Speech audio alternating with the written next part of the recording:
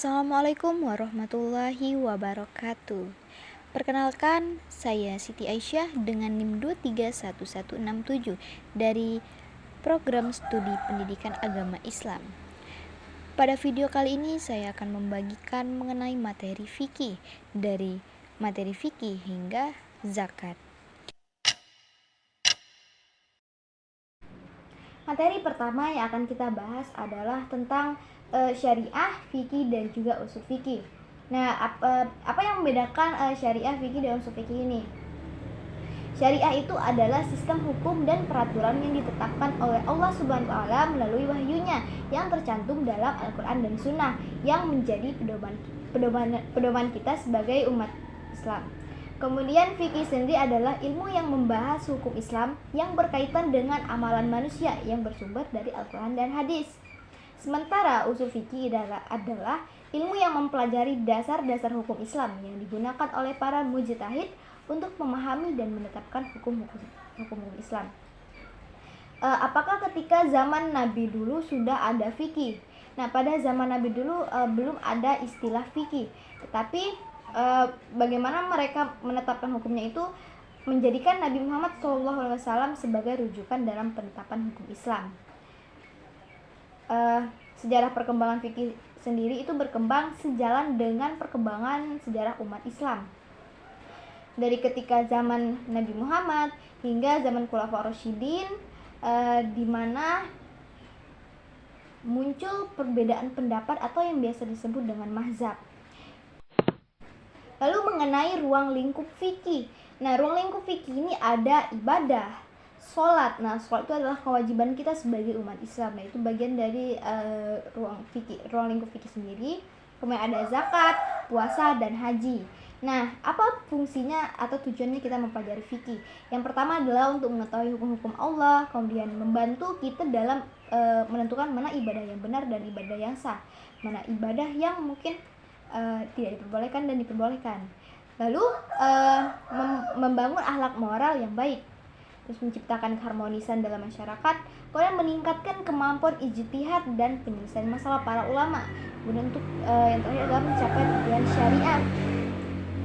Nah, seiring perkembangan zaman itu diistilahkan dengan fikih kontemporer, di mana permasalahan-permasalahan yang timbul pada seiring perkembangan zaman dan menjadi upaya untuk menjawab masalah-masalah hukum baru. Selanjutnya adalah tentang mazhab fikih. Nah, seperti yang sudah saya sampaikan bahwasanya mazhab fikih itu muncul disebabkan oleh adanya ikhtilaf atau perbedaan pendapat di kalangan para sahabat dan ulama.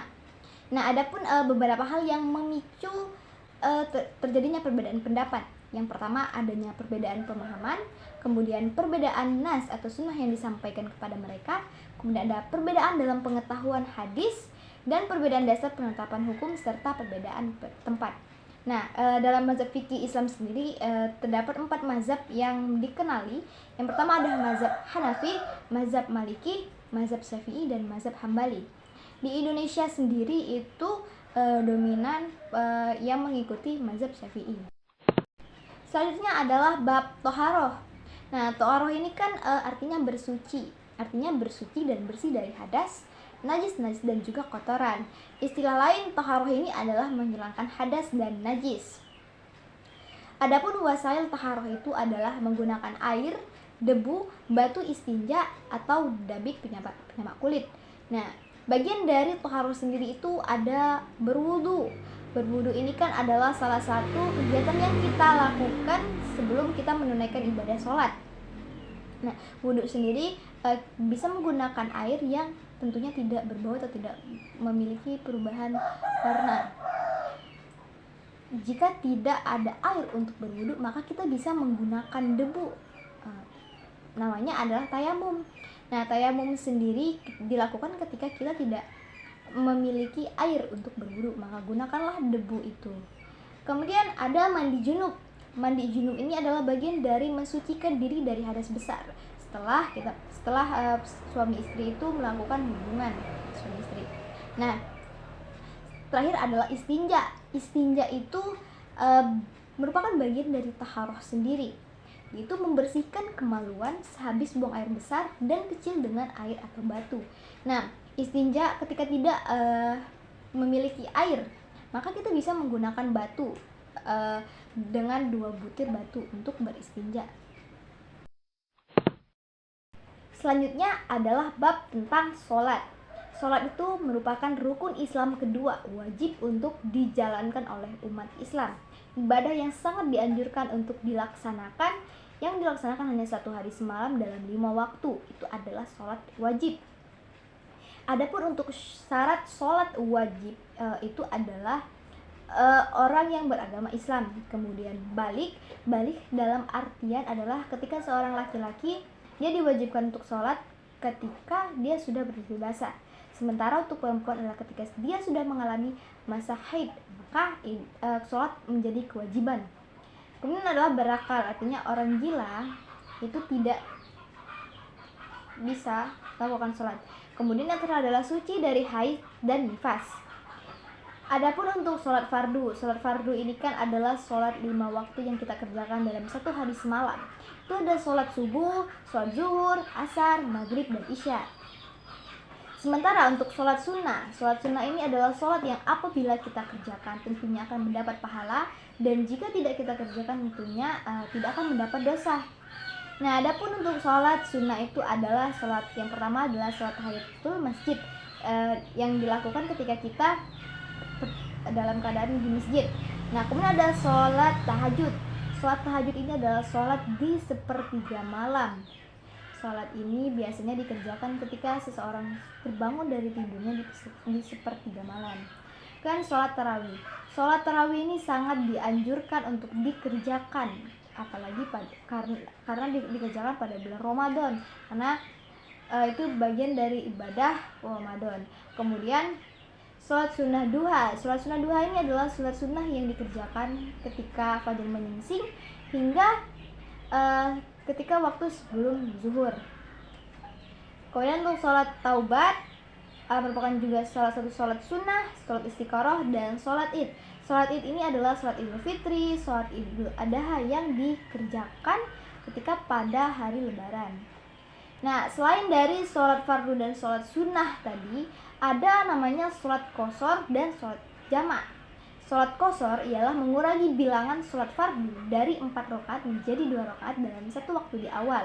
Nah, misalnya ketika seseorang mengerjakan sholat qashar dari 4 rakaat menjadi 2 rakaat, itu dilakukan pada awal sholat fardu zuhur. Sedangkan untuk sholat jamak itu adalah menggabungkan 2 sholat fardu zuhur dan asar ataupun maghrib dan isya secara berurutan pada salah satu waktu jamak. Nah, jamak sendiri itu dibagi menjadi 2, ada jamak takdim sama jamak takhir. Jamak takdim ialah melakukan sholat jamak pada waktu zuhur, sementara jamak takhir ialah melakukan sholat jamak pada waktu maghrib.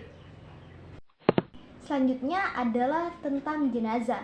Jenazah ini kan adalah sebutan untuk orang yang sudah meninggal dunia. Nah, orang Islam yang meninggal dunia itu harus sebagai orang Islam itu harus ada dimandikan, dikafani, disolati, dan dikubur. Nah, untuk dalam hal memandikan jenazah tuh yang pertama dilakukan adalah menyirami jenazah dengan air suci dan mensucikan, mulainya dari anggota tubuh kanan dan disebarkan ke seluruh tubuh. Nah, gunakan air sabun untuk menyabuni seluruh tubuh hingga kubul dan duburnya dan membersihkan kotorannya. Kemudian bilas dengan air bekas sabun. Lalu terakhir memandikan dengan menggunakan air dicampur dengan kapur barus dan sedikit wewangian.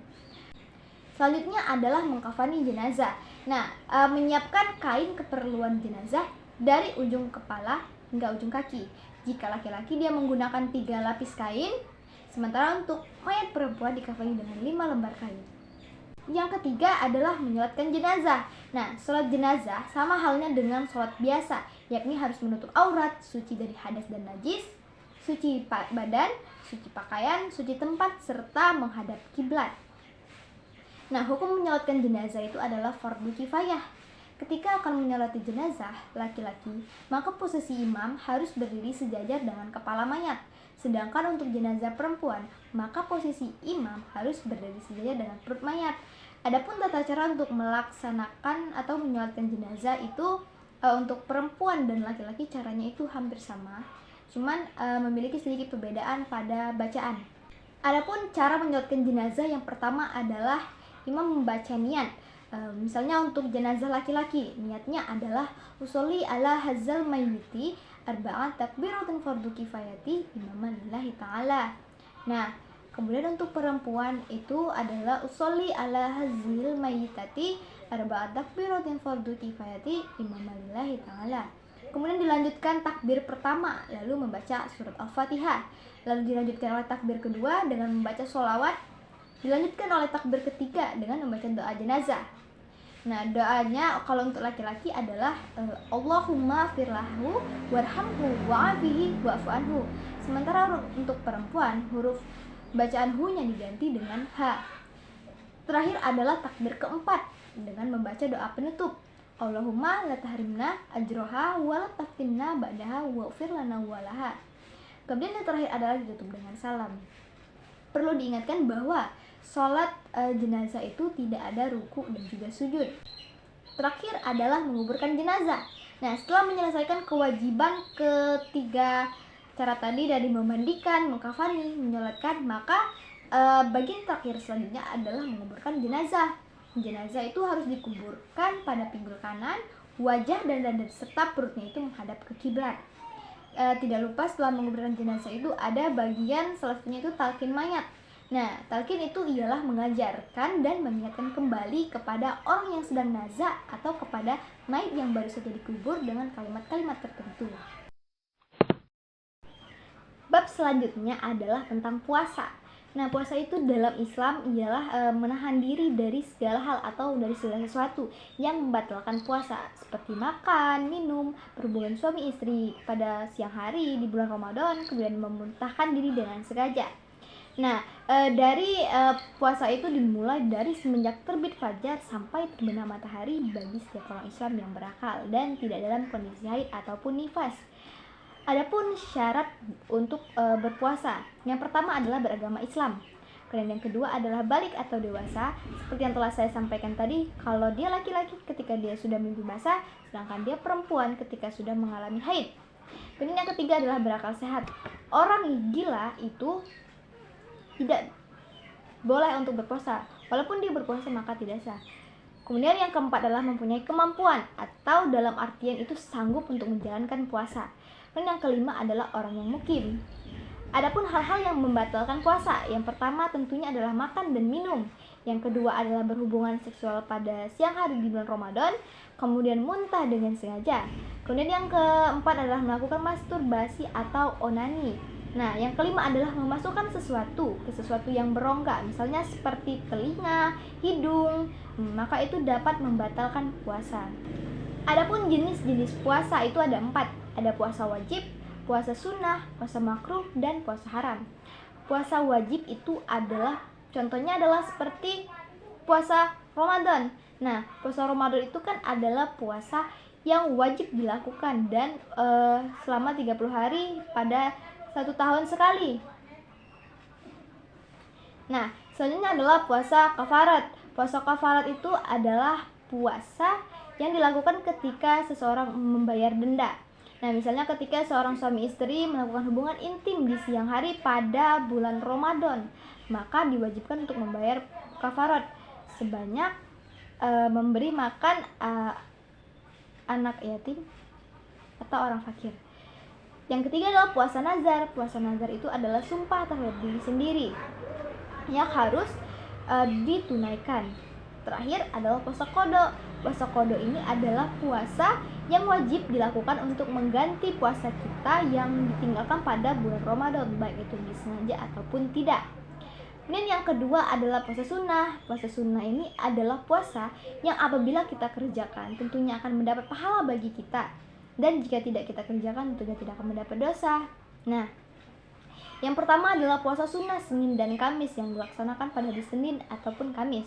Yang kedua adalah puasa Ayyamul Bid atau puasa 3 hari pada bulan Ramadan pada bulan biasa pada tanggal 11, 12, dan 13. Kemudian adalah yang ketiga adalah puasa 6 yang dilakukan selama 6 hari pada awal bulan Syawal.